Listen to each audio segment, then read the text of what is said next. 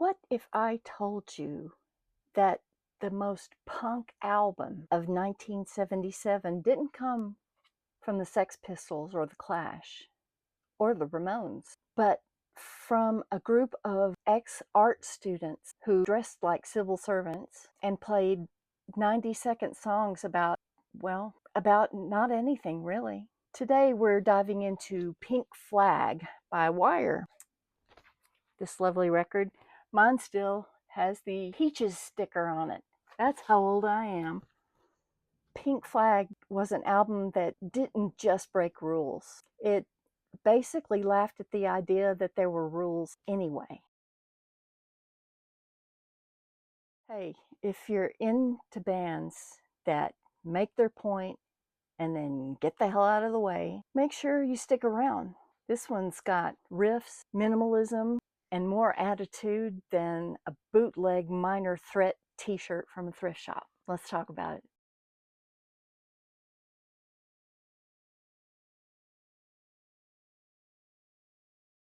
So I'll set the scene. It's late 77. Punk is already starting to become a parody of itself. Safety pins, spitting, three chords, and the truth.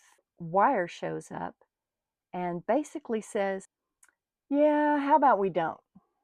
The band members were Colin Newman, vocalist, Graham Lewis on bass, Robert Gotobed on drums, and Bruce Gilbert on guitar. Pink Flag doesn't even pretend to be a normal kind of punk album. It's minimalist punk.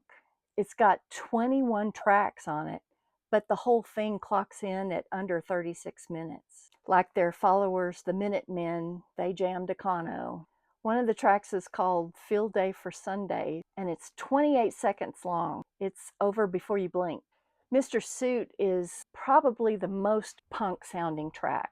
It's ultra fast with Colin just spitting the lyrics out. This wasn't anarchy in the UK. This was cubism with guitars. Girl Rhumba sounds like a punk song learning to walk sideways. You hear it and you think, is that broken or is it genius? Wire weren't trying to be rock stars. In fact, they kind of hated the whole idea of rock stardom. They were more interested in reduction, like what's the minimum amount of information we can get away with in a song? And that's not me being funny. Colin Newman, the band's vocalist, literally said, so you get tracks like Surgeon's Girl or Champs that feel like fragments of a much larger thing. But that's the point.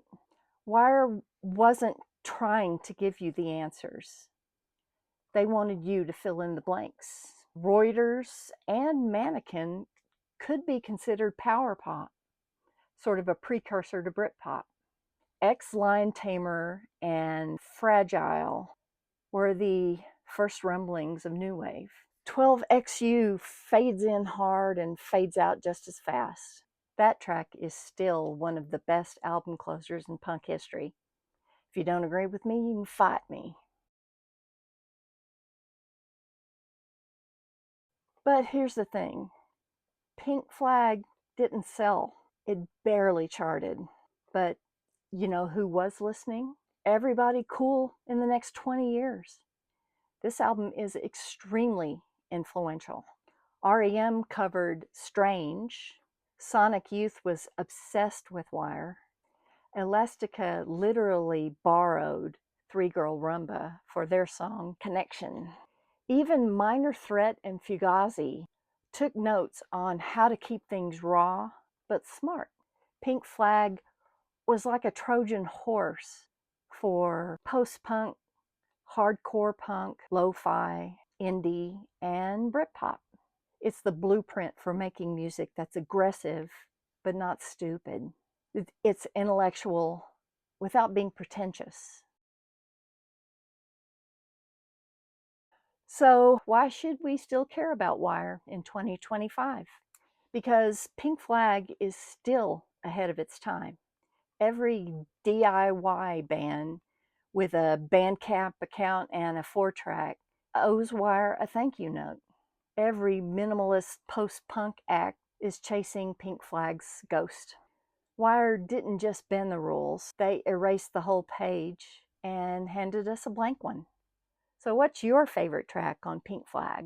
Drop it in the comments below. I'll have some cool links for you below as well. Or tell me I'm completely wrong and it's actually their second album, Chairs Missing, that changed everything. That's a valid point. Thank you for watching. If you like this video, please hit like and subscribe for more deep dives, and share this with your friends that think that punk started with the Damned. And don't forget, sometimes less is really more. I will see you in the next one.